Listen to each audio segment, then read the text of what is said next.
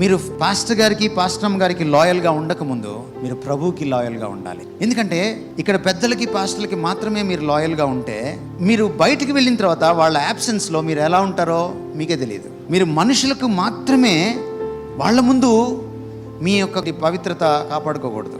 మన దేవుడు పరిశుద్ధుడు కనుక మీరు పరిశుద్ధులుగా ఉండాలి. మీరు పాస్టర్ గారి కోసమో, పాస్టరమ్మ గారి కోసమో, అయ్యగారి కోసమో, అమ్మగారి కోసమో పరిశుద్ధంగా ఉండకూడదు. మీరు ప్రభు కోసం పరిశుద్ధంగా ఉండాలి. ఆయన కోసం మాత్రమే మీ పరిశుద్ధంగా ఉండకూడదు, ఆయన లాగా పరిశుద్ధంగా ఉండాలి. ఆయన పరిశుద్ధుడై ఉన్న ప్రకారము మీరు సమస్త ప్రవర్తన యందు పరిశుద్ధులుగా ఉండాలి. ఈరోజు క్రైస్తవ్యానికి కావాల్సింది క్రీస్తు లాంటి తత్వం, పరిశుద్ధత. మీ మాటలో క్రీస్తులా ఉండాలి, మీ చూపులో క్రీస్తులా ఉండాలి, మీ ప్రేమలో మీరు క్రీస్తులా ఉండాలి, మీ పరిశుద్ధతలో మీరు క్రీస్తులా ఉండాలి. క్రీస్తులా ఉండడమే పరమ పవిత్రత. ఆయన రాబోతున్నాడు. You need to get ready.